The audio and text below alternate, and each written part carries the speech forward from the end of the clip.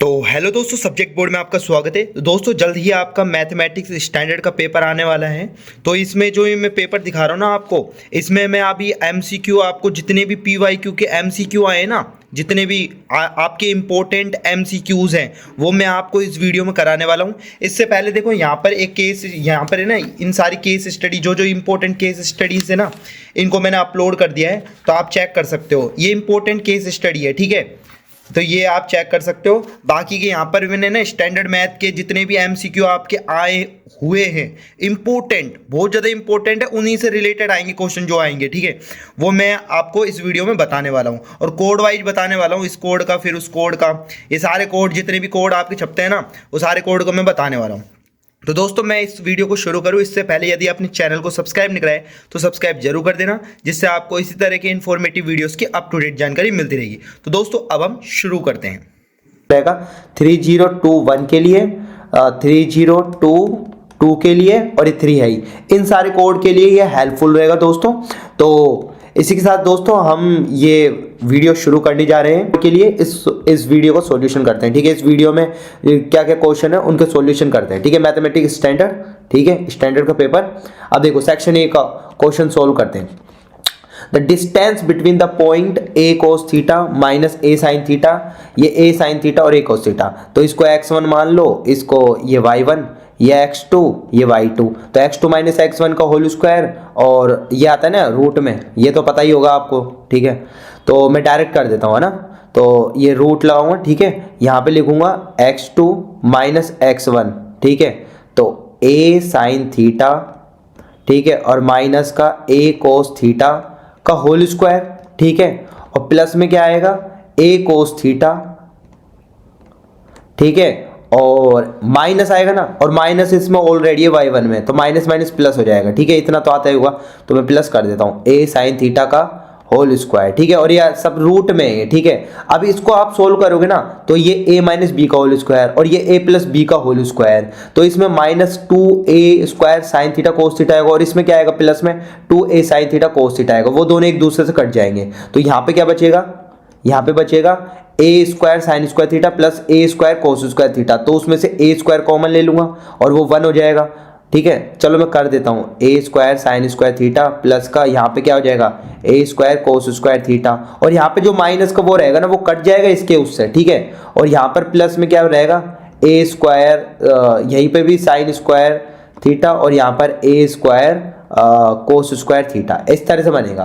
तो यहाँ पर एक बार ये बन रहा है, एक बार ये बन रहा है। अब इसमें से a स्क्वायर कॉमन लेंगे ना, तो अंदर क्या बनेगा sine square plus cos square theta, और sine square theta plus cos square theta की वैल्यू 1 होती है, तो यहाँ पे 2 बार a square plus a square बनेगा, और ये क्या हो जाएगा 2a स्क्वायर। अब इसका रूट लेंगे तो a बाहर आ जाएगा और अंदर 2 रूट, तो ये आंसर क्या आ जाएगा b इसका करेक्ट आंसर होगा a√2, b इसका करेक्ट आंसर होगा दोस्तों, ठीक है। मैंने पूरा सोल्व करके बता दिया आपको, ठीक है। अब इसमें मतलब गुंजाइश ही नहीं है कि गलत भी हो जाएगा, ठीक है।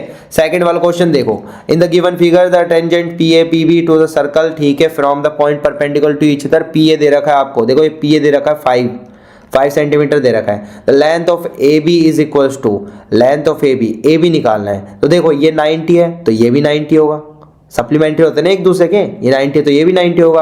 और तुमको पता है कि ये टेंजेंट और रेडियस के बीच में 90 डिग्री होता है, ये भी 90 डिग्री होता है, यानी कि एक स्क्वायर बन गया, और स्क्वायर में जो ये डायगोनल होती है वो क्या कितनी होती है आपकी x√2, ठीक है, क्या होती है x√2, यानी कि x कितना है 5√2, तो इसका आंसर क्या आ जाएगा 5√2 सेंटीमीटर। ओके दोस्तों, 20 का करेक्ट आंसर होगा, इसकी लेंथ आ जाएगी डायगोनल की तरह ही, तो ये स्क्वायर में ऐसे, ठीक है, समझ गए।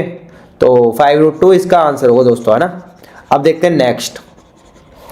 तो नेक्स्ट क्वेश्चन है दोस्तों हमारे पास, देखो ये वाला देख लेते हैं, ये रहा, वे which term of the AP, देखो एपी की फर्स्ट टर्म कितनी है आपकी, ये एपी की, थोड़ा इस पेन को मोटा कर लेते हैं, ये देखो एपी की फर्स्ट टर्म कितनी है आपकी -29, ठीक है, -29। अच्छा इसका d निकाल लेते पहले, तो d a2 माइनस a1 होता है, a2 कितना है माइनस का 26, और a1 कितना है माइनस का 29, और माइनस ऑलरेडी आता था minus minus plus 29, a2 minus a1 होता है ना, तो ये a1 माइनस में दे रखा तो माइनस माइनस प्लस हो जाएगा, ठीक है। तो ये कितना बचेगा 3, तो d की वैल्यू कितनी आ गई 3, a1 की वैल्यू ये दे ही रखी है आपको, ठीक है, d की वैल्यू कितनी आ गई 3। अब क्या निकालना है 61 इज 60, मतलब कौन से टर्म की वैल्यू इसमें 16 है, ये दे रखा है आपको, ए एन की वैल्यू भी दे रखी है 16, ठीक है। अब एन निकालना है हमको, क्या निकालना है एन, तो वैल्यू पुट कर दो, तो ए एन बराबर क्या होता है, ए वन प्लस का n minus one into D. अब वैल्यू पुट कर दो यहाँ पर, तो ए एन कितना है 16 और ए वन कितना है अपने पास -29 और प्लस एन माइनस वन और डी की वैल्यू कितनी है 3 है। अब इसको सोल्व कर लो, 16 ये 29 इधर चल जाएगा, 29 equals to n minus one और इंटू में 3 है। अब ये कितना होता है 20 और 10 30 और 9 6 15 30 40 45 45 और 3 डिवाइड में आ जाएगा और ये एन माइनस वन है, ये कितनी बार 15 बार जाएगा, -1 इधर जाएगा +1, तो ये कितना हो जाएगा 16, ठीक है। तो n की वैल्यू कितनी आ गई 16 ही आ गई, ठीक है। n की वैल्यू क्या आ गई 16th टर्म हो जाएगी, ठीक है, ठीक है, 16th टर्म हो जाएगी उसकी वैल्यू, ओके दोस्तों। तो इसकी वैल्यू क्या आ जाएगी 16th। अब देख लेते हैं नेक्स्ट, तो नेक्स्ट क्वेश्चन है बी आ जाएगा ना। नेक्स्ट क्वेश्चन है दोस्तों आपका फोर्थ, ठीक है। फोर्थ क्वेश्चन है अ box contains card number 6 to 55, तो 6 to 55 card is drawn and random from the box, probability which is perfect square number देखना है। तो 6 to 55 के बीच में टोटल कितने नंबर हो, भाई टोटल नंबर ऑफ इवेंट होना, टोटल नंबर ऑफ इवेंट्स, तो ये कितने होंगे 55 माइनस का 6, ठीक है। तो ये कितना हो जाएगा, ये आपका आ जाएगा 15 में 6 गए 9 और ये 4 49, लेकिन इसमें एक कम हो गया तो +1 और कर देना, तो टोटल कितने हो जाएंगे आपके 49 + 1 तो 50 हो जाएगा, ठीक है। जब भी घटाते ना हम, तो जब भी घटाए तो एक ज़्यादा कर देना, तो ये सारी संख्या आ जाएगी, ये मतलब जितने भी है, ठीक है। तो 6 to 55 कितना हो जाएगा 50 हो जाएगा, ठीक है। अब इसमें परफेक्ट स्क्वायर कितने नंबर है 6 से 55, एक तो 9 होगा, 3 का स्क्वायर 9 होता है, 9 का स्क्वायर रूट 3 होता है, 9 हो जाएगा, फिर उसके बाद 16 हो जाएगा, फिर उसके बाद 25 हो जाएगा, फिर उसके बाद 36 हो जाएगा, फिर उसके बाद 49 हो जाएगा।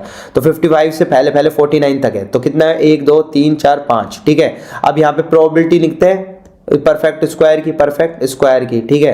तो यहाँ पे लिखेंगे नंबर टोटल, मतलब इवेंट हैपेंड कितने बार हुआ 5 बार, क्योंकि 5 बार स्क्वायर है, और टोटल नंबर ऑफ इवेंट कितना है 50, तो ये सिंप्लीफाई कर लो 1/10 आ जाएगा इसका दोस्तों, 1/10 सी इसका करेक्ट है, ठीक है, करके बता दिया मैंने सारा, ठीक है, 1/10 हो जाएगा। अब देख लेते हैं नेक्स्ट, तो नेक्स्ट जो है हमारे पास देखो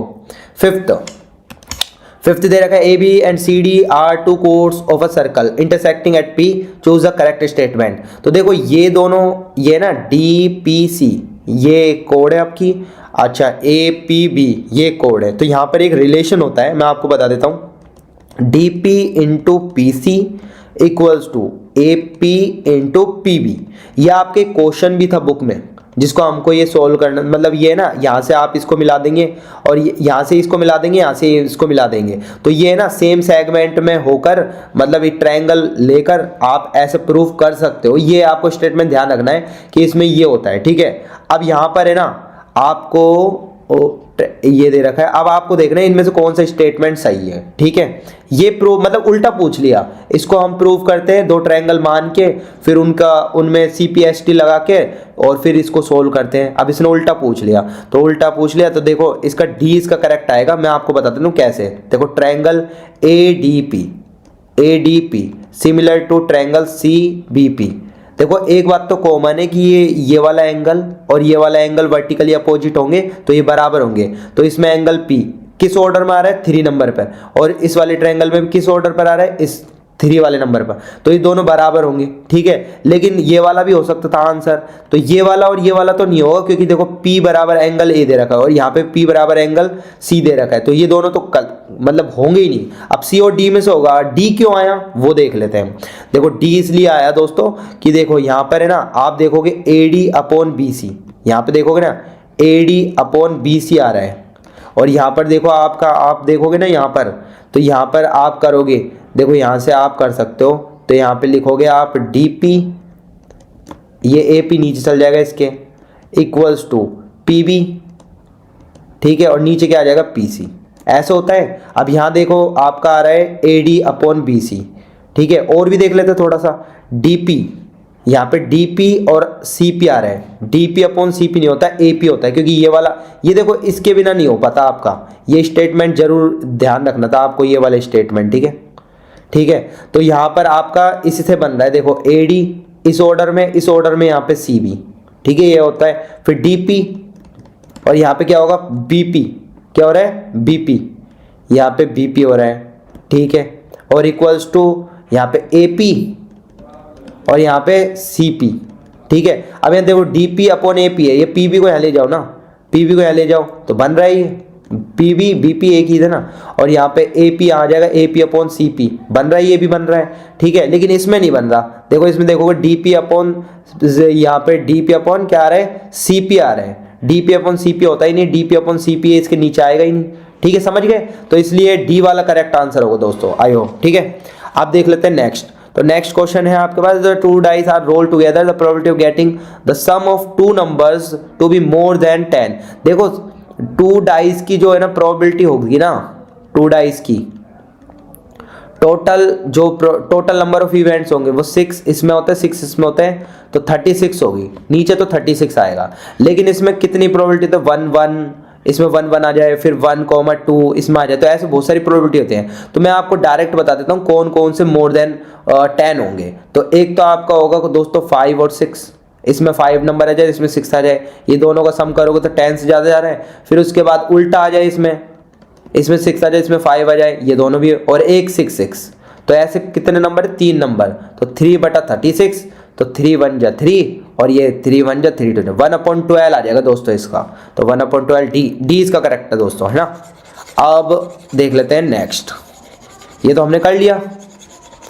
अब देख लेते हैं नेक्स्ट। तो नेक्स्ट है हमारे पास, after an examination a teacher wants to know the mark obtain by maximum number of the students in her class, she requires to calculate of marks. देखो maximum number, highest occurring number is called mode of data, mode होता है definition.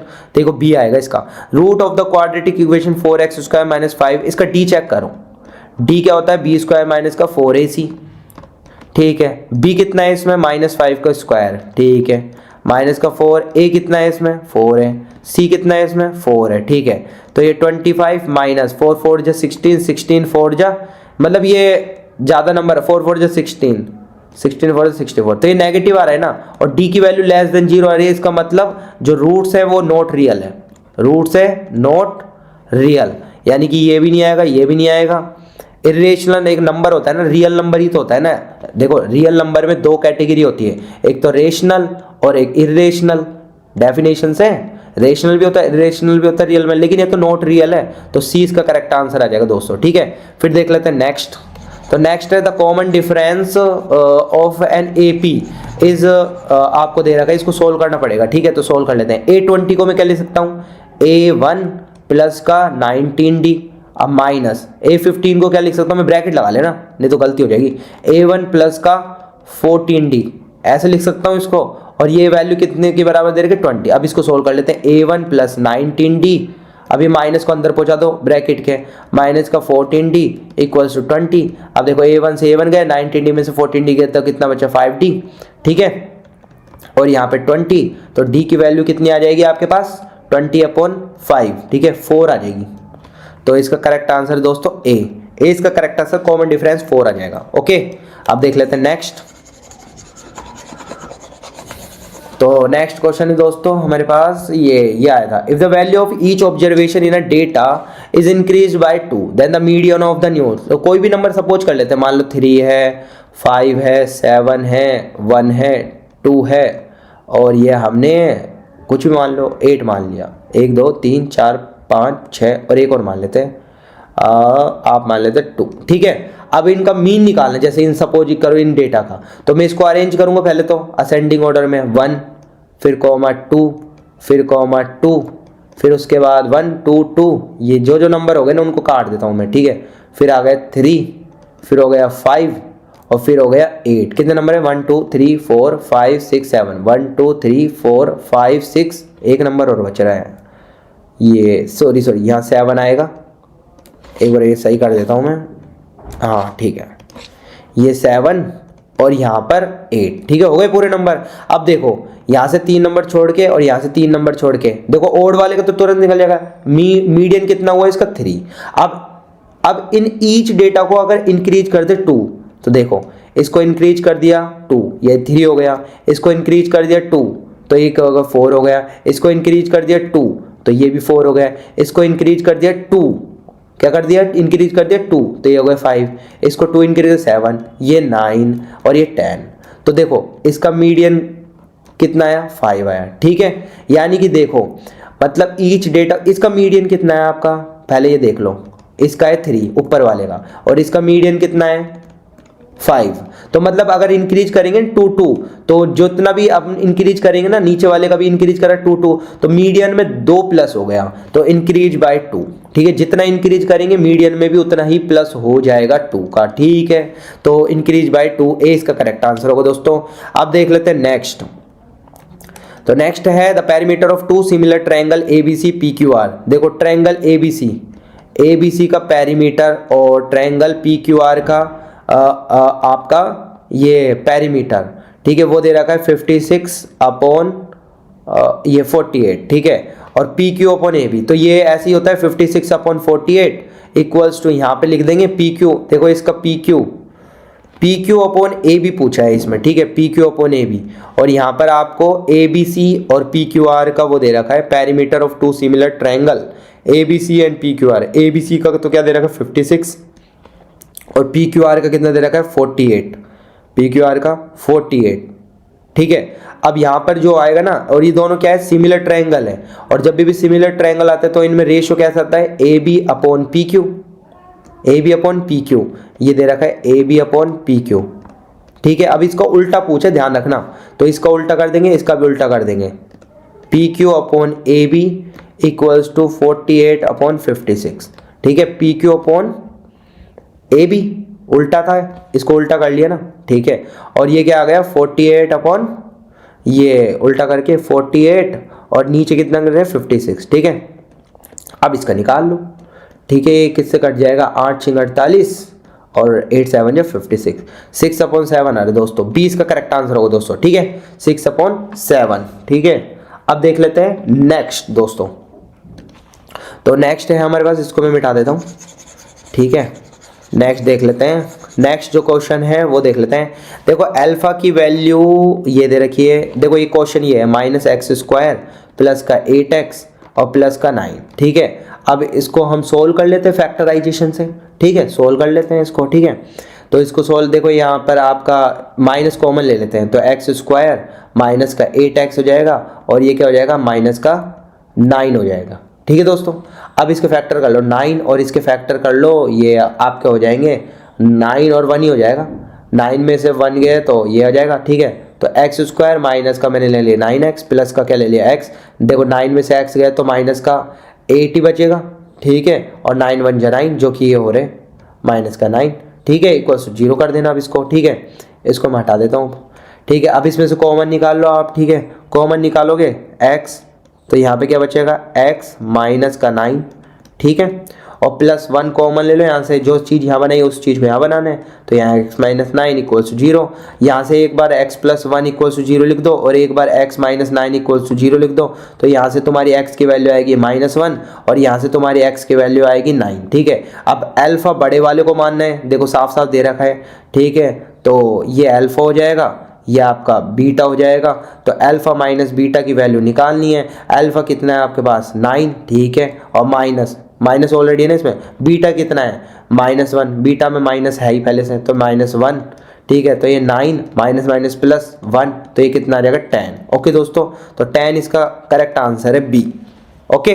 अब देख लेते हैं next.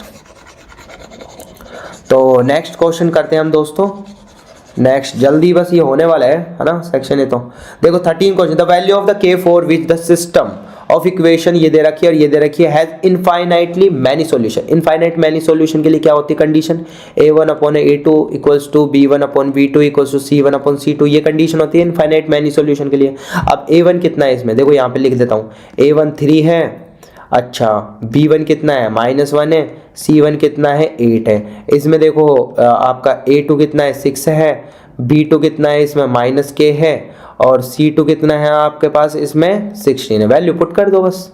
तो A1 कितना है 3, अच्छा A2 कितना है आपके पास 6, ठीक है। B1 कितना है, देखो यहाँ पे एक बार देख लो अच्छे से, 3 और यहाँ A2 6, ठीक है। B1 कितना है आपके पास -1 और B2 कितना है आपके पास -k, ठीक है। अब इन दोनों से कर लो, है ना, ज़्यादा ये अगर देख लो एक बार इसको भी करके, अब 1/2 ही आ रहा है 8/16, तो इन दोनों को ले लो, है ना, माइनस से माइनस गया तो, और ये 3 1/2, तो 1/2 इक्वल्स टू 1/k, तो k की वैल्यू क्या आ जाएगी आपकी 2 आ जाएगी दोस्तों। k की वैल्यू देख लो 2 आपकी, ये रहा 20 का करेक्ट आंसर दोस्तों। इनफाइनाइट मैनी सॉल्यूशन के लिए 2 होना चाहिए, 20 का करेक्ट है आंसर।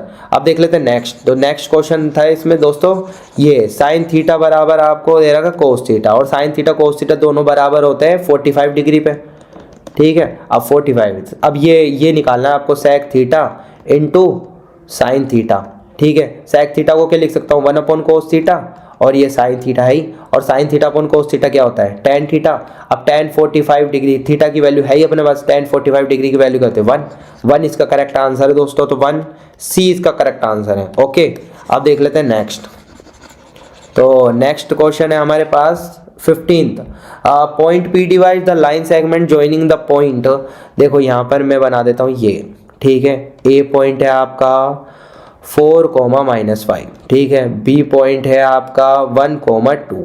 अब ठीक है, अब इसमें जो कोऑर्डिनेट है ना इसका कैपिटल X कैपिटल Y, वो इन दोनों को किस में सिंप्लीफाई कर रहा है 5:2 में। तो ये तो हो गया आपका M1, ये हो गया M2।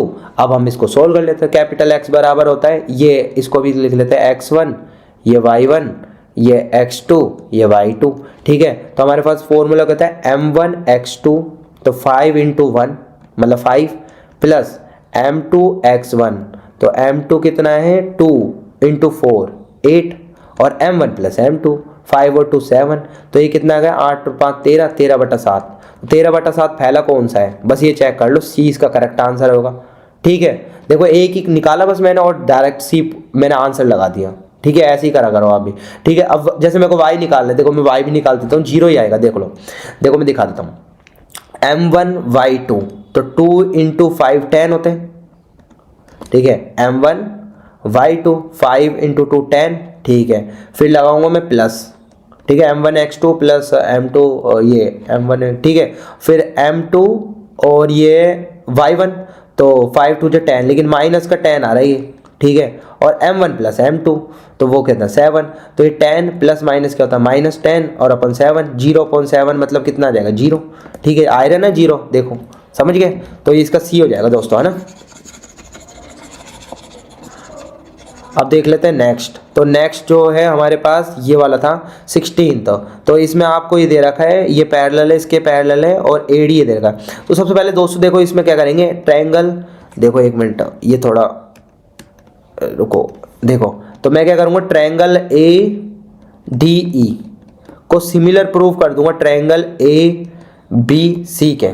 सिमिलर तो है ही, प्रूव क्या करना है, देखो ये वाला एंगल है, दोनों ट्रायंगलों में ये एंगल कॉमन है, और दूसरा इसमें ये वाला एंगल ADE में ABC के इस वाले एंगल के बराबर है कोरस्पॉन्डिंग एंगल, तो एंगल से सिमिलर कर सकता हूँ मैं इन दोनों को, ठीक है। ये मैंने सिमिलर कर दिया प्रूफ। उसके बाद अब है ना, इनमें है ना जो होती है आपका साइड का रेशो AD, इसका जिस ऑर्डर में उस ऑर्डर में चलना है, AB, इसका DE, और इसका BC प्रपोर्शन में, और इसका AE और इसका AC प्रपोर्शन में है।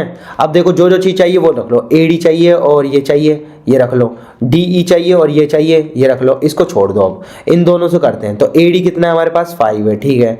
AB कितना है आपके पास, AB टोटल है, तो 5 + 2.5, तो AD है ना, AB है ना, AD प्लस DB दोनों आएंगे ना इसमें, तो 5 + 2 7.5 हो जाएगा, और इक्वल्स टू DE कितना है अपने पास, DE तो निकालना है आप उनको, और ये BC कितना है, BC 12 है। अब इसको सोल्व कर लेते हैं, तो DE बराबर क्या आ जाएगा 12 × 5, ठीक है। और नीचे कितना है 7.5, तो ये पॉइंट हटा के नीचे ऊपर ले जाएंगे 0, ठीक है। अब इसको सिंप्लीफाई कर लेते हैं दोस्तों, तो ये सिंप्लीफाई कर लेते हैं, ये कर लेते हैं 5 1 0, और ये 5 से काट दो, 5 2 = 10, ठीक है। 5 2 = 10 हो गया अपना, और 5 5 = 25, ठीक है। अब इसको दोबारा से 5 2 = 10, 5 5 = 25, ठीक है। और अब ये आपका आ जाएगा, देखो यहाँ पर आ जाएगा DE, अब देख लेते हैं एक बार, तो 12 2 = 24, 24/5, ठीक है। 5 चौक 20, ठीक है। यहाँ पर थोड़ी सी गड़बड़ है शायद, देख लेते हैं एक बार, ये ना इधर देख लेते हैं, यहाँ पर गड़बड़ हो गई है ना, इसको एक बार, एक मिनट, ठीक है। 5 और 2 7, 7.5, ठीक है। तो यहाँ पे 12 इंटू 5 और यहाँ पे नीचे एक बार 12 और ये 7.5, ठीक है। अब इसको सोल्व कर लेते हैं एक बार। तो ये 0 तो ऊपर गई, ठीक है, ठीक है। अब इसको 5 से करा, 5 2 10 और 5 1 5 और 5 5 25, ठीक है। और 5 1 5 3 15, 3 4 12 और 4 2 8। तो डी कितना आ रहा है दोस्तों आपका 8 सेंटीमीटर, ठीक है। सी इसका करेक्ट आंसर है दोस्तों, ठीक है। 16th का क्या आ जाएगा, सी इसका करेक्ट आंसर है, ठीक है। अब देख लेते हैं हम नेक्स्ट वाला क्वेश्चन, ठीक है। तो नेक्स्ट क्वेश्चन है हमारे पास, देखो नेक्स्ट क्वेश्चन देख लेते हैं। देखो ये रहा, ठीक है। एचसीएफ दे रखा 2 नंबरों का और एलसीएम दे रखा 2 नंबरों का, ठीक है, इस तरह से। तो आपको बताना है वैल्यू ऑफ के। तो देखो सिंपल सा पता है, नंबर ऑफ 2 प्रोडक्ट्स, तो 2 नंबर का जो प्रोडक्ट होता है वो एलसीएम इंटू एचसीएफ के बराबर होता है। बस वैल्यू पुट कर दो। ए कितना है 2 5 2 0 और बी कितना है 6 6 0 0। एलसीएम कितना दे रखा आपको, ये 2 5 2 और के इंटू में है सारे, और इंटू ये दे रखा है 40 एचसीएफ। अब के की वैल्यू निकालनी है, ये दोनों दो इनको डिवाइड में कर देंगे इससे, 2 5 2 0 इंटू 6 6 0 0 और ये नीचे चल जाएंगे 2 5 2 इंटू 40। अब देखो 252 10 ये होते हैं, ठीक है। फिर उसके 0 से ये 0 गया, अब क्या बचा अपने पास 6 6 0 0 और 4 से डिवाइड कर लो। तो ये आ जाएगा 4 1 4 6 24, 2 बचे 4 5 20 और ये 0 1650। तो करेक्ट आंसर है दोस्तों ए इसका करेक्ट आंसर होगा, ओके। अब देख लेते हैं नेक्स्ट। तो नेक्स्ट क्वेश्चन है हमारे पास दोस्तों, ये इन the given figure 80 is the tangent. देखो 80 आपको दे रखा टेंजेंट और सेंटर CAT एंगल निकाला, CAT, ये भी दे रखा 40, CBA निकालना, सॉरी CBA ये वाला एंगल निकालना है। तो इस वाले एंगल को निकाल लेते दोस्तों हम, इजी है। देखो सबसे पहले आपको एक चीज़ बता देता हूँ, 9th क्लास में आपने पढ़ा होगा ये वाला, ठीक है। तो अगर सेंटर पे एंगल अगर है, देखो सेंटर पे कहा है इसने, ओ सेंटर पे, ठीक है। अगर सेंटर पर 180 है तो इसका आधा होता है इसके जो सबटेंड होता है एंगल, मतलब इसके इसके सरकमफेरेंस पर। तो 180 है तो ये 90 होगा। और आपने पढ़ा होगा, ये थ्योरम भी होती है आपकी, तो angle in the semi circle is always 90 degree. ये 90 डिग्री है, तो यानी कि ये वाला ये 180 है तो ये वाला कितना होगा, सेम सेगमेंट, सेम है ना, सेम कोड से, सेम सेगमेंट से, तो ये वाला 90 डिग्री होगा, ठीक है। अब ये देखो टेंजेंट, मतलब ये टेंजेंट है, लिख भी रखा है, देखो टेंजेंट और रेडियस, ये 90 होता है, पूरा 90 है, ये 40 है, तो 90 में से 40 गया तो ये कितना बचा 50 डिग्री। अब देखो इस वाले ट्रायंगल की मैं बात करूं तो ट्रायंगल का सम कितना होता है, एंगल सम प्रॉपर्टी 180, तो ये 90 है, ये 50 है, तो ये कितना होना चाहिए 40, डायरेक्ट आंसर। तो इसका करेक्ट आंसर है डी दोस्तों, ठीक है। करेक्ट आंसर क्या है, डी, सही। प्रॉपर्टी वगैरह सारी बता दी है मैंने इसमें, ठीक है। अब देख लेते हैं नेक्स्ट। अब असर्शन रीजन वाले बचे हैं बस, ठीक है। तो ये वाला असर्शन रीजन के करते हैं सेक्शन ए में।